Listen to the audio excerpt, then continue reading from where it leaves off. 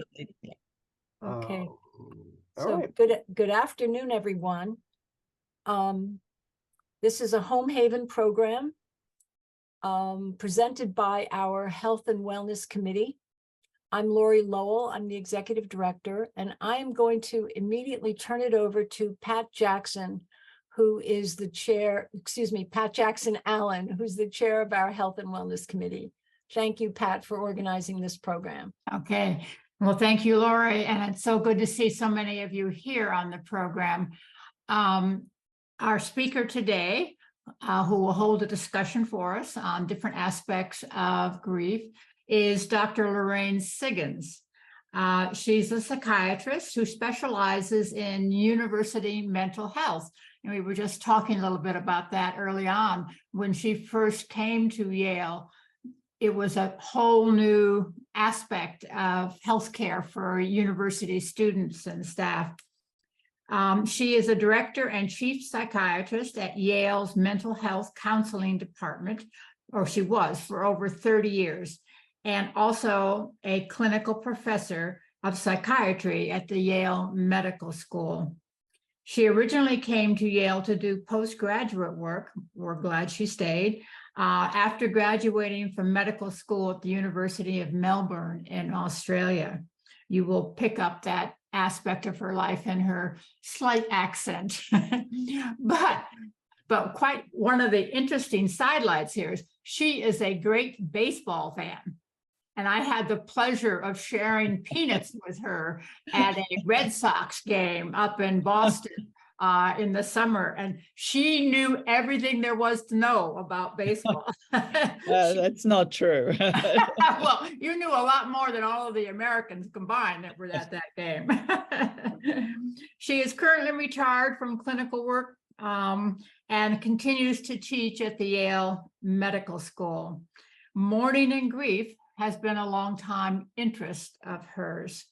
And so I think it was Susan Beers who suggested your name initially, Lorraine, and I'm really glad that you were able to do this discussion with us today. As you mentioned, we have written about it in our newsletters and we've had other presentations, but at our age and our community, grief is not an unusual aspect. People our age do die. We lose friends, we lose relatives, and family members. So it's an ongoing learning process for us. So Lorraine, I turn the floor over to you. Okay.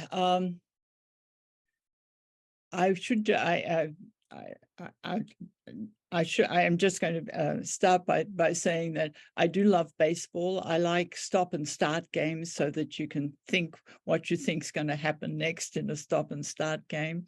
And people always say, but it gets to be so boring, don't you? You know, it's like it takes a long time. And I say, if you've grown up in a country where cricket is played, it's a very short time for baseball. That a cricket match can go on for several days.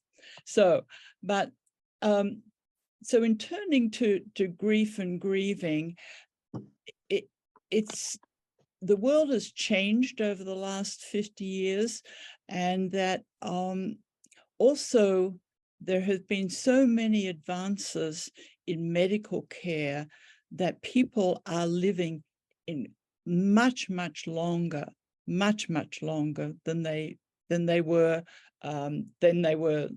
40 years ago. No question about that. And one of the big changes has been that many men particularly died of heart attacks in their 40s. That was one of the most frequent causes of death. When I first came to Yale, that was true. And we in fact saw many students who'd lost fathers to heart attacks before they came to Yale. And as far as I can work out, it looks as if the control of blood pressure has been one of the important things, and also the cholesterol statins have been the things that have altered that. But it does mean that we're in a different phase, and also there are not so many deaths that are sudden deaths. I mean, there certainly are sudden deaths, and certainly there are deaths through accidents and all kinds of things like that. But that many diseases, particularly the heart issues, that would have killed somebody before have now been turned into chronic illnesses. And so people stay alive longer because they can get enough treatment for certain many cancers and things like that, so that there are the increase in the length of life is really very important. And as we think about grief and grieving, then that also means that there are many people going through various phases of grieving and with various phases of illnesses that their spouses or close friends are going through. I say that because we talk about grief and grieving subsequent to a loss, and usually it is the loss of someone to whom we're very close, but it can also be people can go through grieving from things like if they are disappointed by an ideal, if they have had a particular ideal way that they think about how a country should be run, or about how a university should be run, and to their disappointment, it isn't what they had expected. They had expected much more ethical behavior, much more different organization, much more opportunity, and that we often don't take into consideration the disappointment in both places and people that we might have idealized. That also ushers in a period of mourning, of having to give up what one might have idealized and come to some acceptance of it, so that one can move ahead and maybe do something about the situation that has been a big disappointment to them. And I think that is often true for someone coming to a school like Yale, that we see that students in coming in have very often grandiose ideas about what it would be like to be a Yale student, and they find that it's just like life with all its ups and downs, and there's not any particular way that is excluded. And so the sense of loss and the concepts that we would have with regard to mourning actually apply to many, many different situations that we're in. So it's not just the death, though that's predominantly the situation in which we talk about it, but the aspects of it, you actually could describe a whole life as being a series of loss and mourning, or adaptation, resilience. We have other words for it, but they're all in that same area. When people talk a great deal about resilience, that often is people that are able to go through a mourning situation to something that hasn't worked out in their lives, and that they have been able to go ahead after that. Okay, so one of the things I was interested, it wasn't just by chance, but in the 60s, I became interested in the topic of mourning. That was a time when, JFK was shot, Martin Luther King was shot, Bobby Kennedy was shot. The National Guard shot students at Kent State. There was we're going through difficult times now, but that also was a very difficult time, and that there was a sense again of violence and of losing people that were very, very important.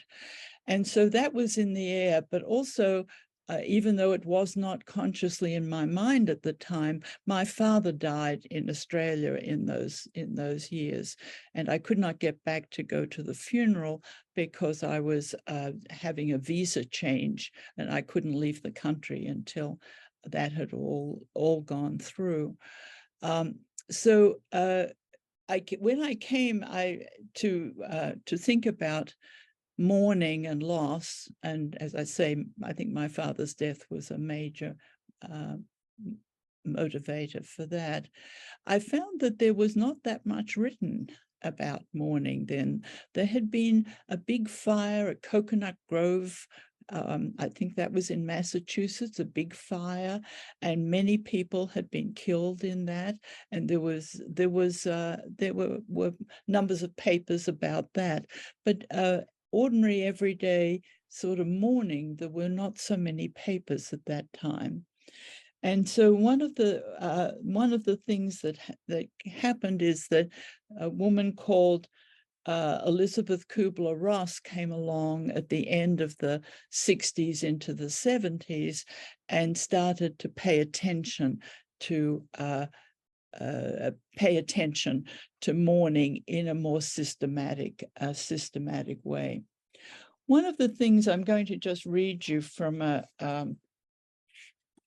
when I wrote a short paper on mourning at that time, and I came across a couple of things that I was very impressed by.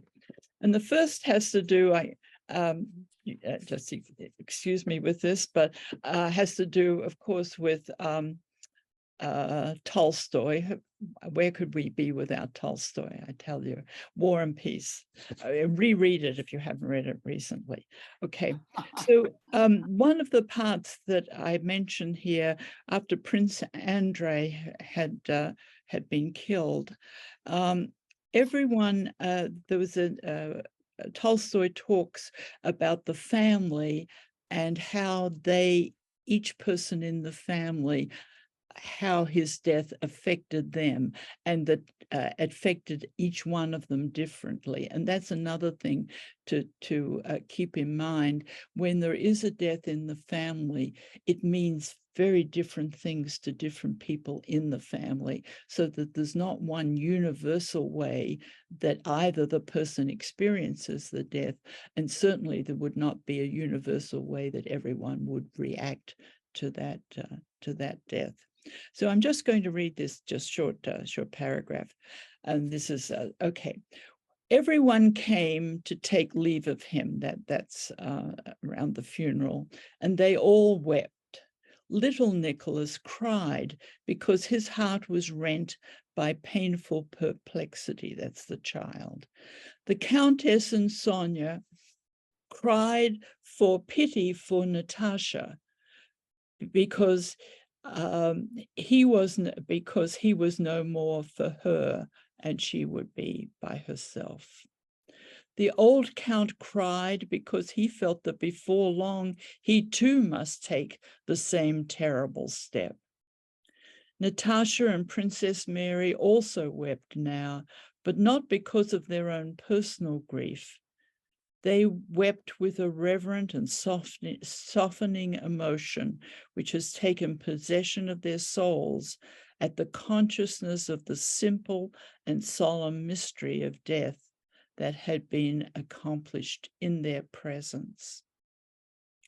And Tolstoy goes on to comment, when it is a beloved and intimate human being that is dying, besides the horror at the extinction of life, there is a severance, a spiritual wound, which, like a physical wound, is sometimes fatal and sometimes heals. And what I picked up on in that was the sense of a severance, a spiritual wound. And I think that that's a very nice way to talk about it, and that what we're talking about in grieving is the degree to which that wound may be protected in the first instance, so it doesn't get to be fatal. And then the second, that what can we do, or what ways we can think about it, or what stages do we go through in trying to have the healing of that wound. And the thing about that is that also it is like a wound that in some ways leaves a scar, not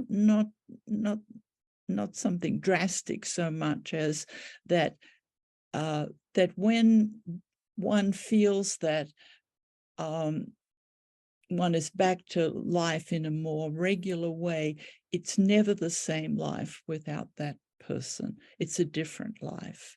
And I think that's something that we sometimes have a hard. People say, oh, you'll get over it, as if then you would go back to how things, and you may be living a very good life and a happy life, but it's a different life. It's not the same life as it would have been without the death there. When Freud talks about mourning, he lists 3 aspects of what it feels like. This is in a theoretical paper he wrote, so I won't go into that, but it is. The first thing he says is that the person has at the loss a profoundly painful sense of dejection. And I like that because it is profoundly painful. And that the sense, and I like the word, I guess it's Strachey's translation, but I like the word dejection, because I don't think that describes what the feeling state is. That there is, the second thing Freud says is that there's a cessation of interest in the outside world. Things are turned more inward, and one not as so interested in the things that one might have interested one before the death had occurred. That there's a sense of turning inwards rather than turning outwards. The third thing he mentions is, for a time being, it seems as if there's a loss of a capacity to really be able to full-heartedly love just in the initial phases of this, of the loss.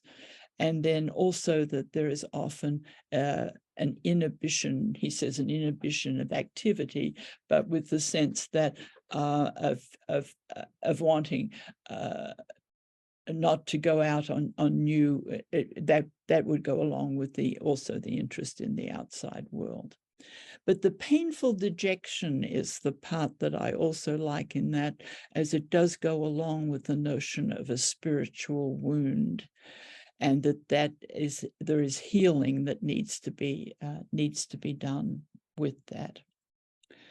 So one of the notions that comes up is the notion that somehow being able to accept that the person has died and is no longer there is a very difficult thing to get hold of. And that people often talk about that you can't get hold of it all at once.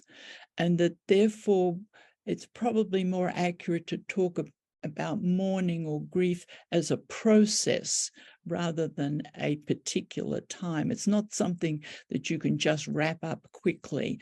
And some people put all kinds of, well, it's been 3 months, you should be over it by now. That's not helpful in that situation, because it is a process, and that every process is the own person's process, and no 2 processes are necessarily the same. There are certainly similarities between the issues that come up for us, but it is not the same for every person. So Kubler-Ross came along, and she started to organize thinking about grief and grieving. And she talked about various stages.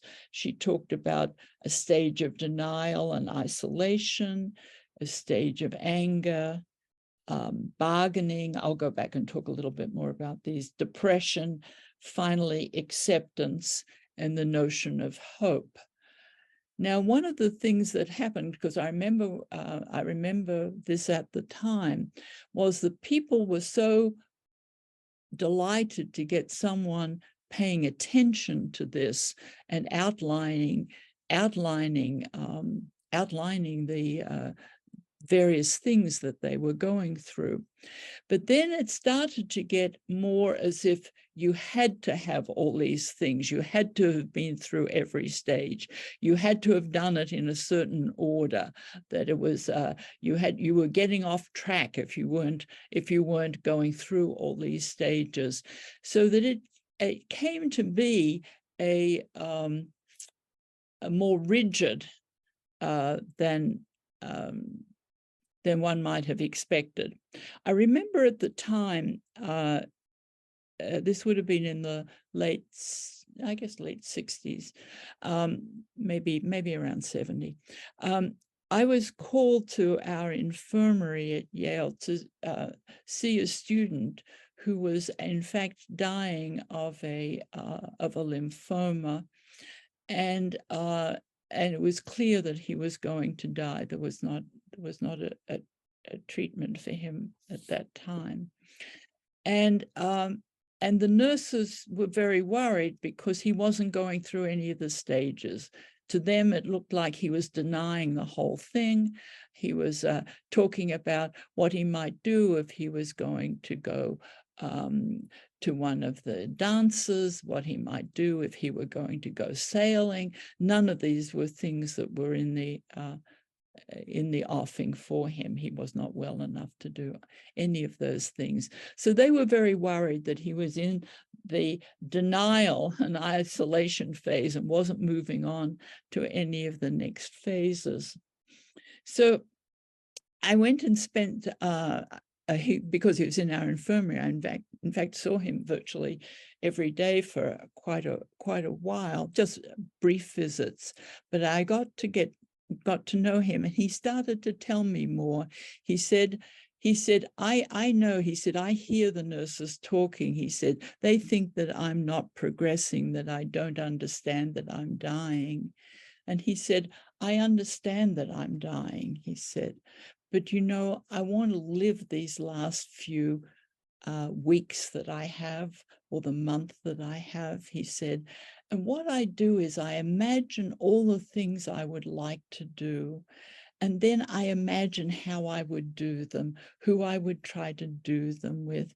And he said, and then when I've done that, I feel like as if I've almost had the experience, he says, and then I can say, well, I've had that experience and I haven't lost so much. So he was trying to fit in that he wouldn't lose so much. And his way of doing it was to have a fantasy about it. He understood it was a fantasy, but he would make it as concrete as he could. And he was, as you could imagine, a very likable young man. So he had lots of friends and people that came to see him. But I was then sort of talking with the nurses and able to tell them that as far as I could see, he absolutely understood what was ahead for him. He was not denying it. He knew that these weren't things that were going to happen. But at the same time, he did want to live them in the best way that he could. So then I was, that sort of made concrete the fact that one shouldn't turn an enlightening list of things into something that was had to be a certain way, where there were rigid ways of doing things, which is often what we turn to when we're confused by something or going through a difficult time. In terms of the some of those things that she mentioned, one of the things that is always very frequently present has to do with feelings of anger. And the anger is usually at Why is this happening to me? Why have I lost this person? Why is it it's not fair? I've been through so many other things. I'm furious that I'm having to go through this as well. Or sometimes the anger is then put on someone else, that someone else, if this person had done that, then this person would never have died. That some other person is responsible for this having happened, and feeling angry at that person, which can also be very disruptive in family situations if someone gets designated as the person that that could have done something. And what goes along with that too is frequently a feeling of guilt on the bereaved person's part, because they often think back, and we see this with young people particularly, where they have a parent who died, which is, because being adolescents, many of them, like our undergraduates, they've often been in arguments with their parents. And then if the parent dies of like when the fathers died of heart attacks, then that was something that was the students would feel very guilty, because maybe their arguing with their father had caused the heart attack. And that burden of the guilt of that was very great, and really needed a lot of people to be very supportive to the young person around that issue. Actually, I noticed that this time, I hadn't noticed it before, that in her list, Kubler-Ross doesn't highlight guilt. She puts it in there often with some other, when she talks about depression, she mentions about guilt there. But my experience has been that guilt is a very common feeling in relation to the death. Now, one of the things that you'll notice, in that I gave you the example of the student with the lymphoma, is that there is the loss that the person who's the partner that stays alive, and their spouse or their partner dies. That is the context in which we usually talk about grieving. But when the person, and these days we have many, many more people that have long illnesses before they die. And that is, as I said, it makes it a very different situation, that when that happens, the person who is dying and who knows that they're going to die, they are also mourning. They're mourning having to give up their life. They're mourning the things they haven't done. They're mourning the things, and so that the process, in a way, though it's very different for each person, it is the same process, because it is trying to deal with a loss and trying to work out how you deal with that, and hoping to come to some acceptance in some sense that that is just the way it is going to be. But the loss is on both sides, even though it's a very different situation for each person. I just want to go on to something else at this point. It turns out that this is we're in the area of the 50th anniversary of Kubler-Ross coming out with her original book.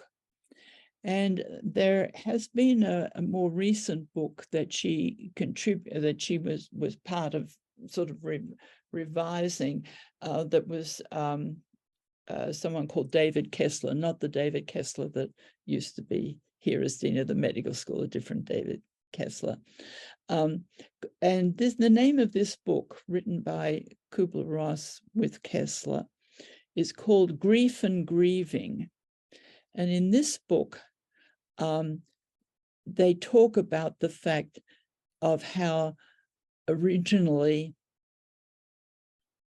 the stages that she spoke about got misused in a way of being prescriptive, that this was how it had to happen, and you had to go through all these stages or else you would never come to some resolution. And so in this book, they also take what I would consider a more individual approach to the subject, and I think is better, very much better for that. And they mention many different things, some of which I'll go through now. They talk about 5 stages of grief, where it is a little as if they're saying it has to be this way, but not when you read further. And it is the denial and anger, usually the first 2 that are mentioned.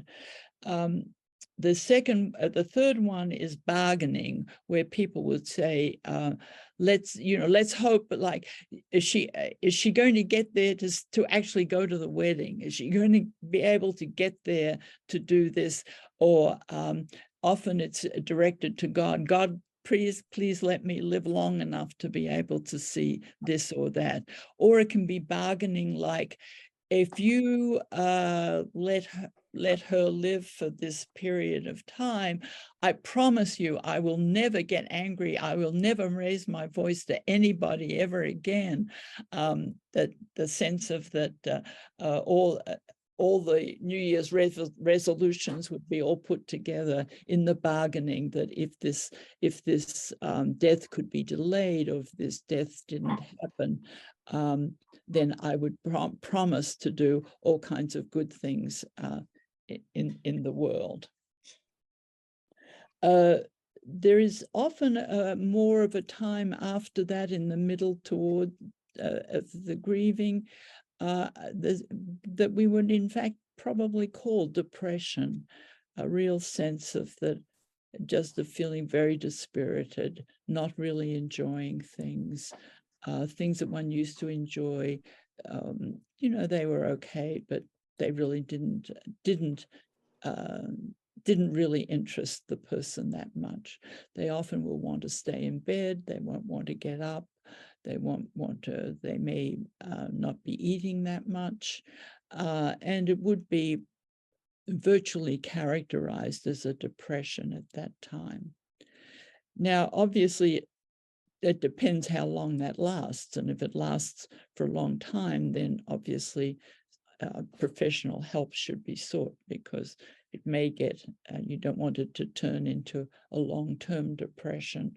But at the same time, there usually is a time where people are feeling quite depressed and not interested in, really not finding life particularly interesting or satisfying to themselves. And after that, there often is a sense then of coming to terms, not coming to terms with that all these feelings may not still be there to some degree, because I think that's what happens, that the feelings are often then overlapping. You're feeling like 1 minute you're feeling a certain way, anger might be predominant, and then at another time it might be that bargaining might be more prominent. And so it's not as if they're one step after the other, but they often come together in that way. And the other elements that go into, when you think about all that goes into it, I mean, there is really one's whole life in many ways gets seen again in the light of the person not being there. But also one goes over, and this is the way that actually people like Freud used to talk about it, as if it's very important for people to go over all their reminiscences of the times that they had together, the good and the bad times, to go over those things. And that what one of the notions is that as you go over it, in a certain way, you make even if it's only a baby step, you make a step towards understanding that the person is no longer there. And so the idea of it being a process and taking a long time is it takes a long time even to remember that the person's not there. And I had two experiences of that. Because my father died when he was in Australia and I couldn't go over there, I really did not understand that he died until I actually did go to Australia to visit, and he wasn't there.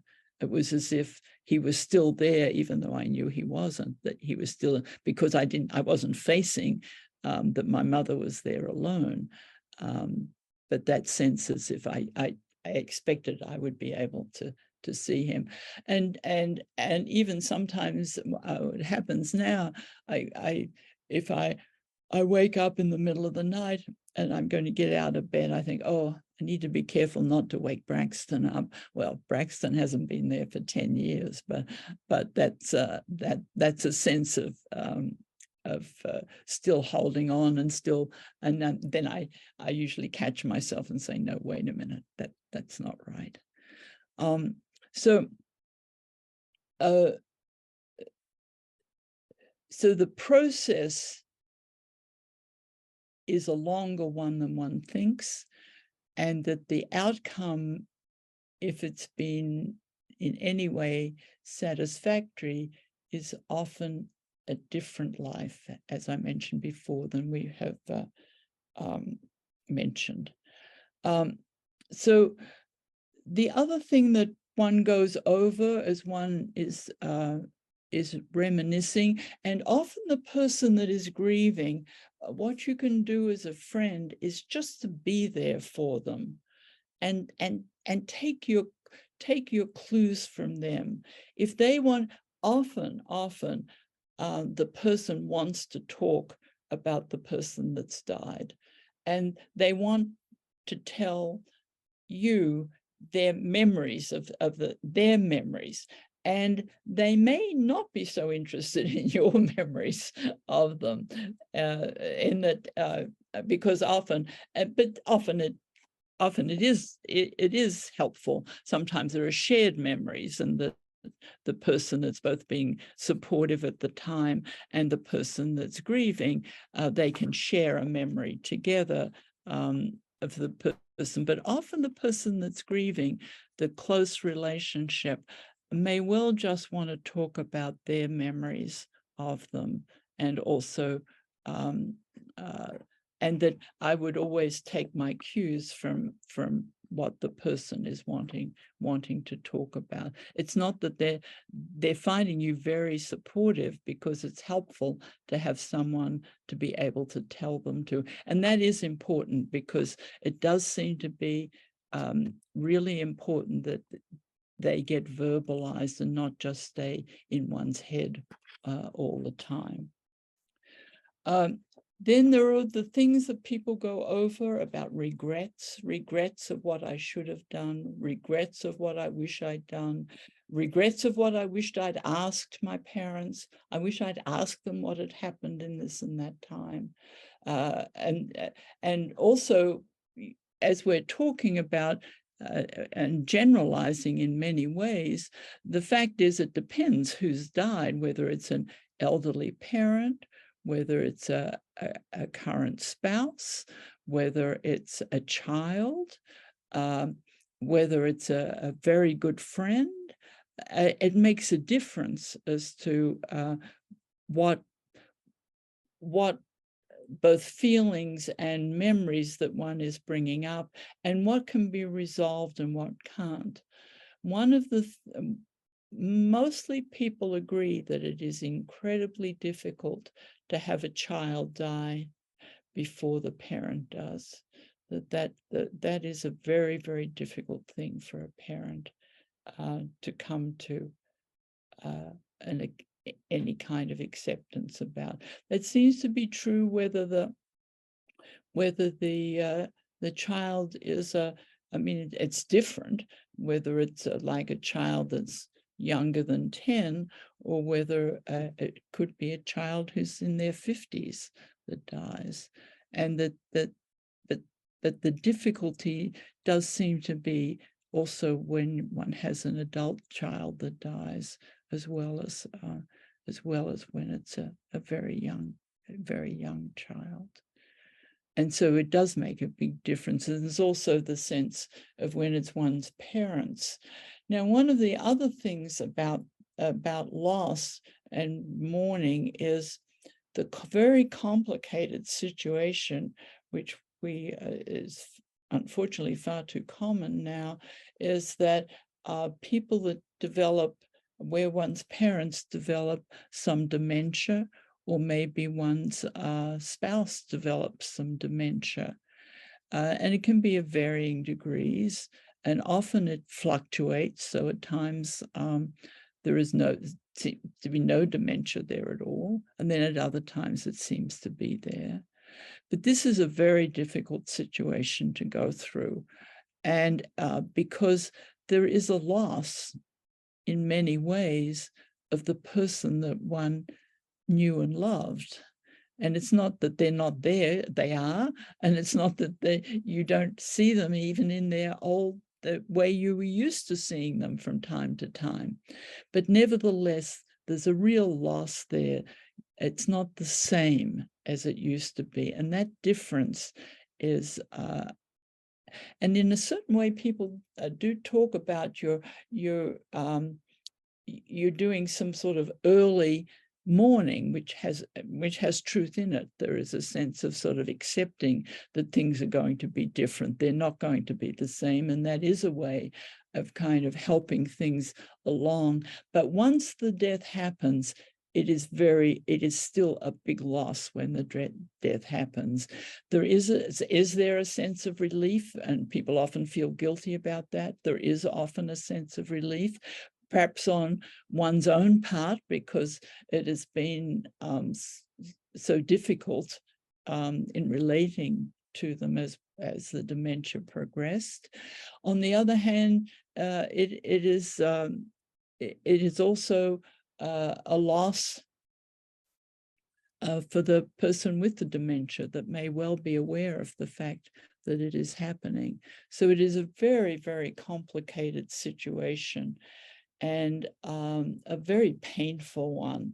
And that's where often family members or children might be helpful in being, say, with the person that is grieving, if their children are old enough to be able to be supportive, that the children might not be as upset about the grandparent. They probably would be upset, but it may not be of the same order. They may well be able to be there for the grieving person, and particularly if it is the spouse of the grieving person. Sometimes the children in the family can be very supportive around that, which is, I think, very, very, very, very helpful. The other things that people do talk about, sometimes old resentments come up, and it's hard for the person to get rid of the old resentment. Like, why did they do that? I don't understand why they did that, that they come up from the past. And these are all things that have to be brought up and considered before they can be let go, to whatever degree they can be let go. One of the other things that happens, and this is not, I mean, it's hard to know how common this is because people don't usually tell you, but often at the time of a death, some secrets come out.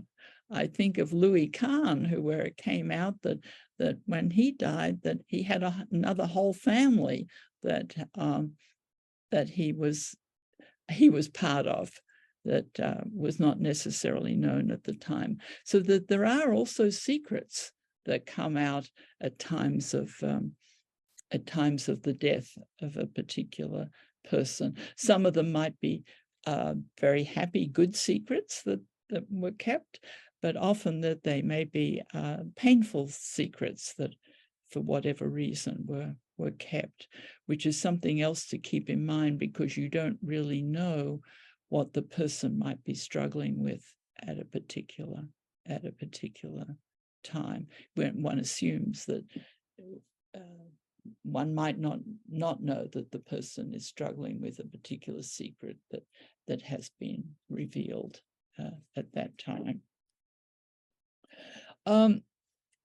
I can see the time's moving on here. So one of the other things to keep in mind, because it always comes up, is things that are happening in the outer world. Anniversaries, they are a particular time when the painfulness and the loss gets highlighted around anniversaries, or anniversaries even of things that other people wouldn't know about, but you know about because it was a special time for you, say, and your spouse. Holidays are another particular time where families are getting together. And if there is a family structure, that's often very, very helpful. But sometimes there isn't, and the person may be entirely alone at the time of the holidays. One of the other things that people find often helpful is writing, and of putting things down on paper. And I know a number of families where there has been an older person who has maybe lost a spouse, but they've decided to write a history of either the family or a history of their life with the person that had died, or a history of the person that died, a sort of a biography of them. And that the writing often for people that for the people that do write and writing's important to them, it is extremely helpful to actually put things down on paper, particularly if you think you're leaving it for a younger generation, so that there is some sense of perpetuating the person into the future for the younger generation. And so I think actually there might be, you might have, I think you might have a memoirs group at Home Haven, because that also would be a very important thing. That I can't emphasize how important that is to people. I know my husband participated in that briefly, and found it very, very helpful, very helpful indeed.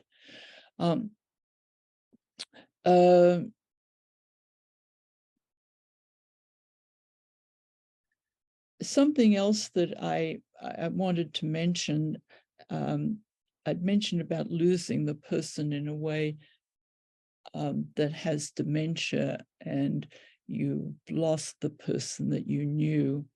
The other thing that I do want to just mention in passing is that, and it's sort of not a frequent occurrence, but death by suicide is extremely difficult to come to terms with. And it is something that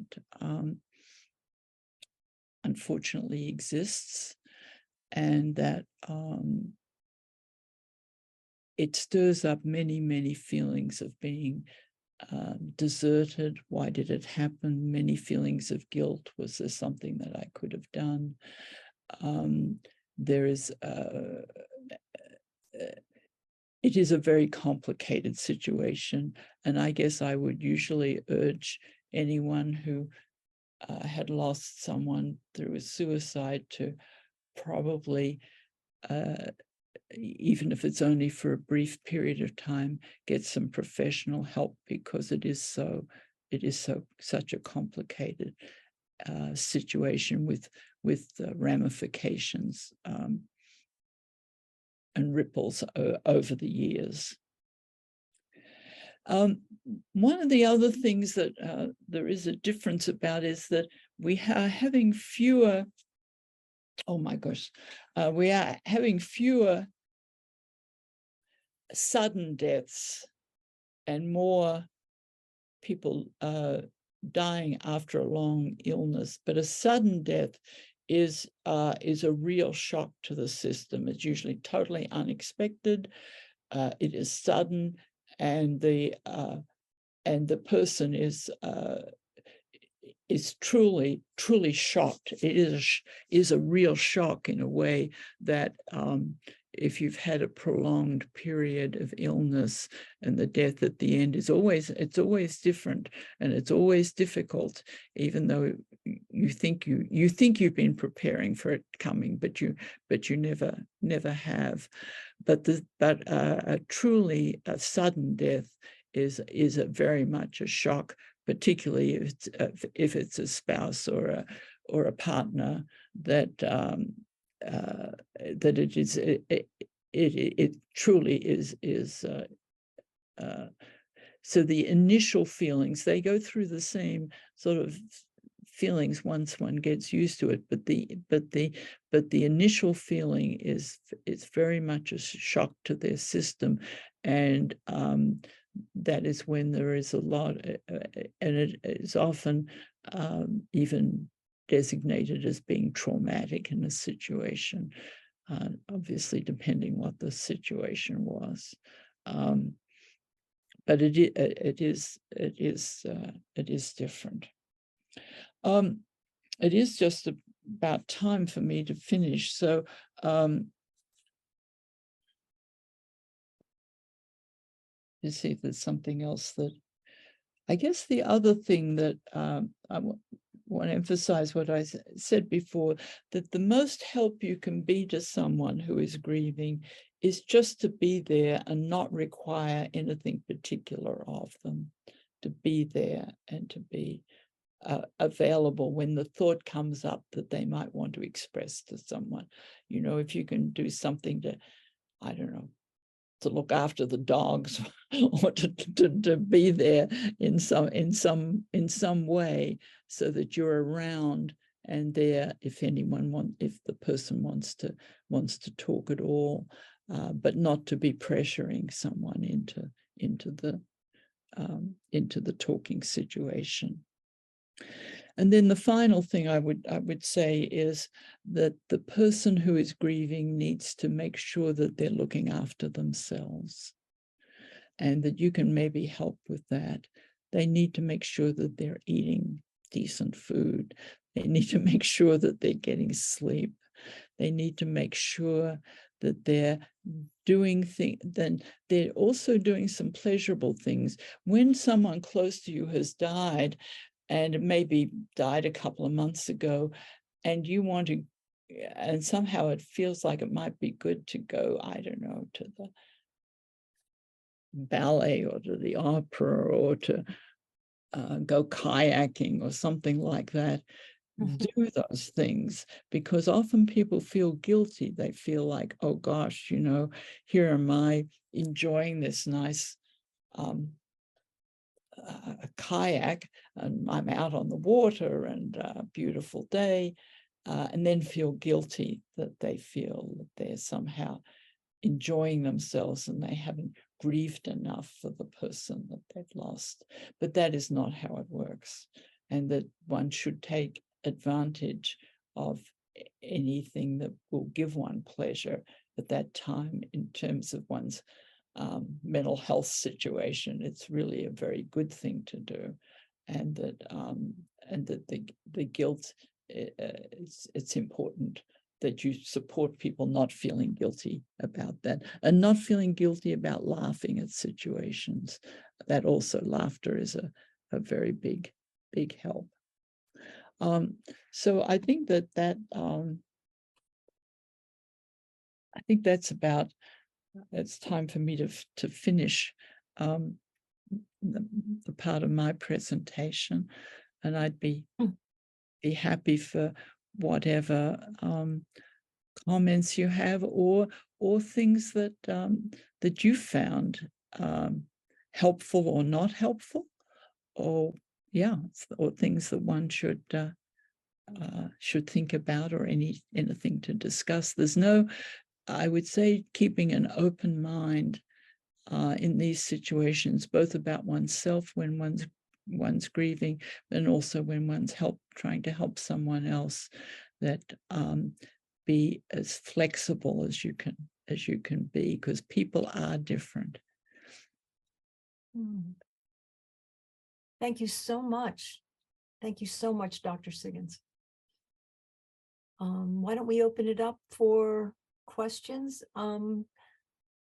I'm going to suggest that people just raise their hands. If it gets complicated, I might ask you to use the electronic hand raising, which puts you in an order so we can call on you. But for now, let's see if we can just do it. Just raise your hand so it's sort of in your screen, and either Pat or I will be happy to call on you. We also have some comments in the chat, which we'll get to. So why don't we start with a question? Any question? Okay, I'm going to go right to the chat. Judy Brennan has shared that one of Harriet's memoir groups is looking for an additional member. So Lorraine, we now have 4 memoir groups in Home Haven. Oh gosh. Yes, we have 4, and Harriet Bergman has been running them for many, many years, and they're very, very popular and much appreciated by those who participate.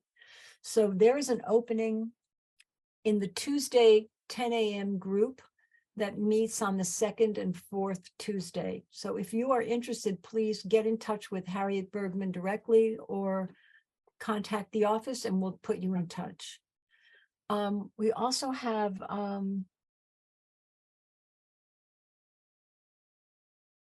well, we have a beautiful comment here from Jeannie. Jeannie, I'm assuming that it's okay to read this, or would you like to speak to the group? No. Yes, Jeannie? No. I think Jeannie's about to unmute.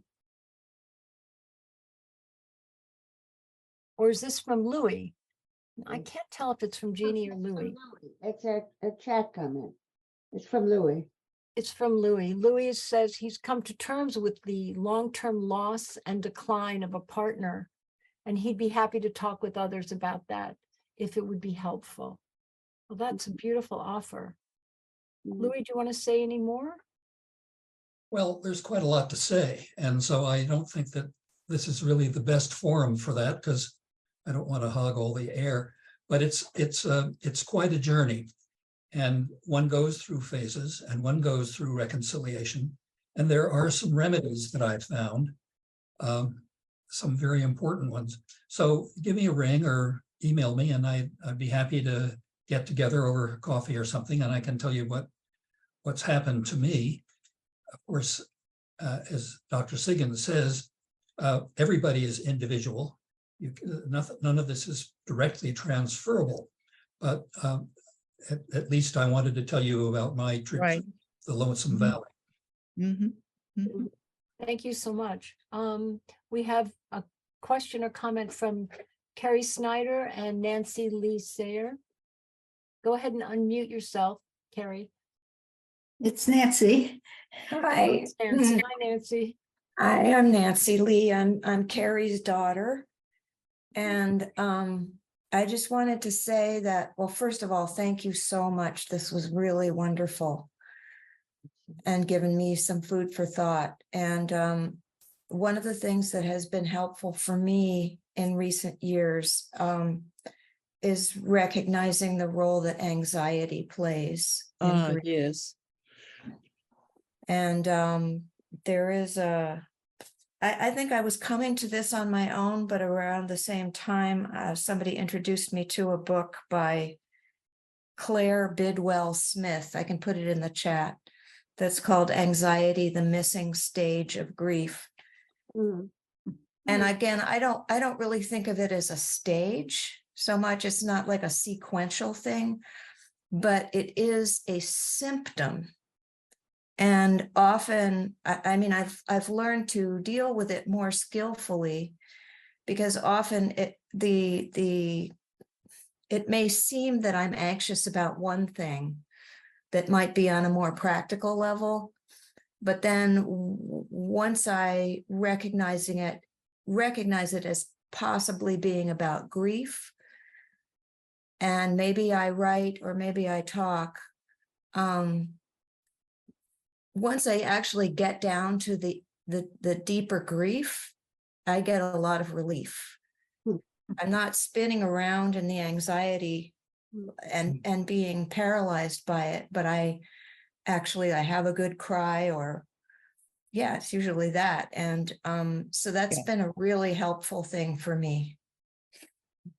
I'm very glad you brought that up, because in fact I had noted, but I hadn't put it in my notes for today, that anxiety was not spoken about, and I mean not as much as I think its importance is, because it comes. There are lots of different things that anxiety would come up, and also, as you say, it sometimes is a way of sort of denying something. In other words, you project it onto something else. You're anxious about, I don't know, whether it's safe to get for COVID to get in the train or the bus or whatever it is, but that may not be what in fact you're really anxious about. And also, you know, when many of us are in couples and one of the couple dies, there's also the sense of having to do everything by yourself. And it's like how do you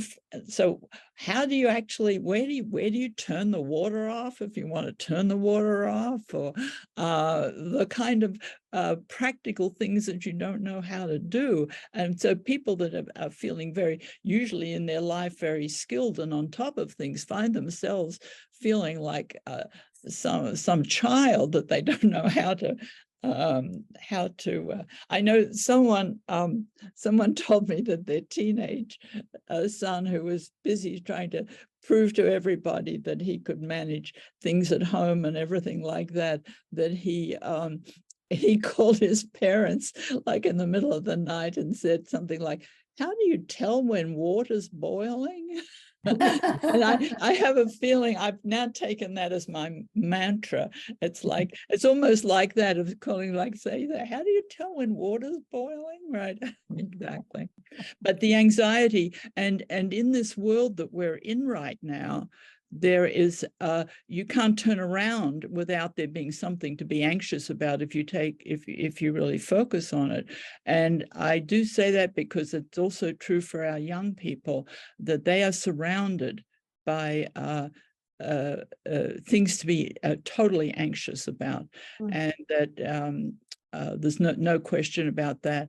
So that also is a complicated state right now, because there's the state of the world that has reality to it, as well as things that come from our relationship with the person that died, right? Mhm. Thank you. Pat? Yeah, I'm glad. Well, thank you, Lorraine. This is an excellent review and brings up many aspects of, and I like the last part about how you can be helpful, just being there. Mhm. Mhm. Being there. You don't have to say anything, and there aren't any words that really make it better, except "I'm sorry, I'm here." But one of the things, and I'm also glad you brought it up, was suicide, because last year my youngest sister killed herself. Fortunately, I had some background in grief, but I was really pissed off. How could you do that? Oh, I'm so Your glad to hear you husband say that. and your kids and to me, and I was just angry.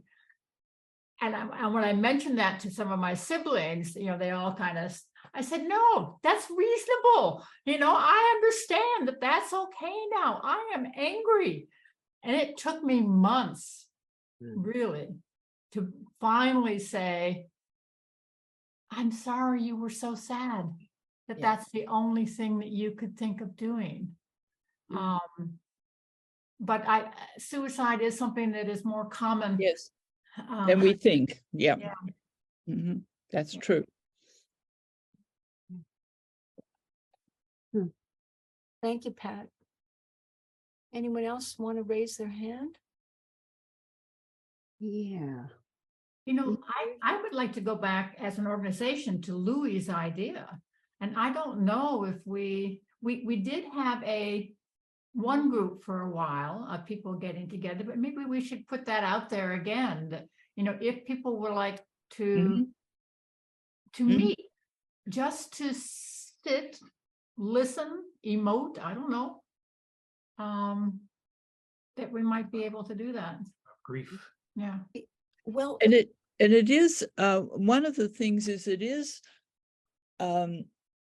while I was emphasizing that, you know, we're all different people and therefore we all do things in our own way, but it is helpful to hear what other people do or what's helped them through a time, because you never know when, because, you know, someone might be saying something about what they did, and I might think, well, you know, I just can't see myself doing that. Do you know what I mean? It just, I don't think that would be that helpful to me. Or another time it might be, oh, now I would never have thought of that, but maybe I should try it, you know.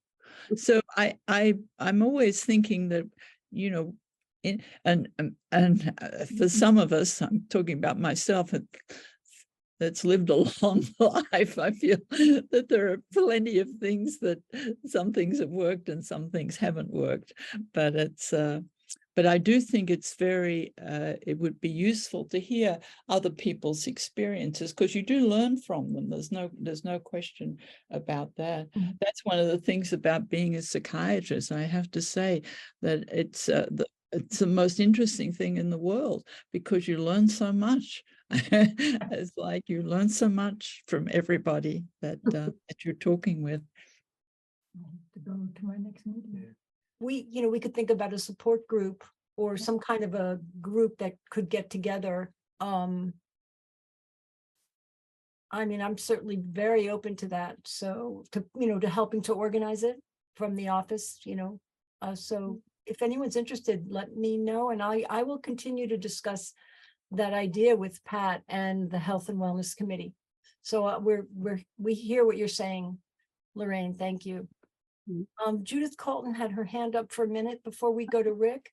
I had it up for a minute, but I was hesitating because it's just about me. But it brings up what Lorraine was just saying. When you share, you sometimes learn that people can be completely in two places at the same time, and that's acceptable as well. I mean, for example, Lorraine, when I go up to the country and I'm surrounded, and some of you know this and others in Home Haven have experienced it as well, who unfortunately aren't here today.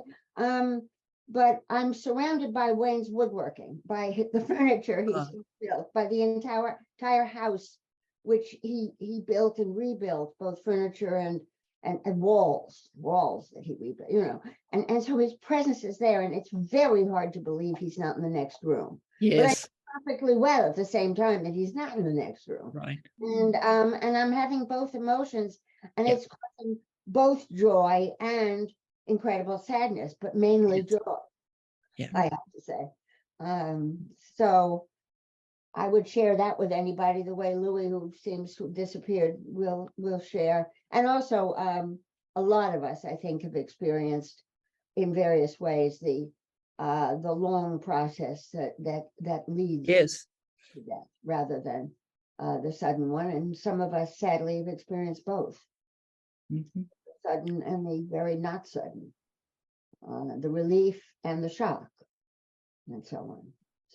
So thank you, because that I think that you picked up on the sense that one can have two opposite feelings at the same time.